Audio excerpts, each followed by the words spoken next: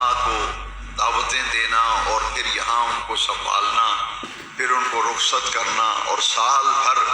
درگاہ شریف پر اور شاہکوٹ شریف میں جتنی تقریبات ہوتی ہیں اکثر و بیشتر علماء کو دعوت کا یہ ذمہ داری بڑے آسان طریقے سے نبھاتے ہیں۔ اور میرے عزیز القدر محمد محتشم رضا قادری نوری، اگر ان کا ذکر نہ کروں تو یہ سخت ناخوشگوار بات اور ناانصافی ہوگی، جو پورا مہینہ ہی درگاہ شریف کے کام میں جٹے رہتے ہیں، یہاں تک کہ وہ اپنے گھر کے معاملات کی ان کو فکر ہی نہیں، بچوں کی فکر نہیں، وہ اسی کام میں رہتے ہیں۔ اور جو کتابیں چھپتی ہیں اس کی اتنی فکر رہتی کہ اب اگلی کتاب تیار ہے، اب اگلی کتاب تیار ہے۔ جان رحمت کا اور جتنے بھی درگاہ شریف سے کتابیں رسالے چھپتے ہیں،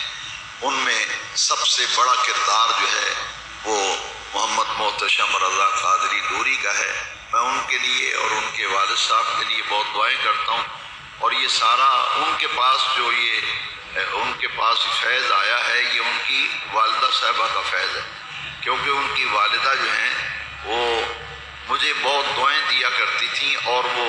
حضرت محدث اعظم رحمۃ اللہ تعالی علیہ کے خلیفہ کی بیٹی تھی، اور وہ گزشتہ 2 سال قبل ان کا انتقال ہو گیا، تو ان کی دعائیں ہی بہت رہتی تھیں، کیونکہ ان کے جو والد تھے عزیزم محتشم کے نانا جان میرے والد صاحب رحمۃ اللہ علیہ کے استاد بھائی تھے، اور جب محدث اعظم کا عرس ہوتا تھا تو مزار شریف پر دونوں بیٹھ کر دیر تک گفتگو کرتے رہتے تھے۔ تو یہ محبتوں کے رشتے ہیں، یہ بھول نہیں سکتے، یہ ہمیشہ یاد رہتے ہیں۔ لیکن تمام پیر بھائیوں کے سامنے ان چند حضرات کا جو محنت و کوشش کرتے ہیں، ان کا نام لے کر ان کا شکریہ بھی ادا کرنا، دعائیں کرنا، یہ میرے دینی اور اخلاقی فرض میں شامل تھا۔ اور میرے ایک اور بڑے پیارے عزیز ہیں افتخار احمد رضوی، اور الحمدللہ میں نے جو بات ان سے کہی پچھلے دنوں عجیب سا تاثر کسی نے دے دیا، تو میرے اس عزیز نے جو عظمت صحابہ کا ترانہ بنایا ہے،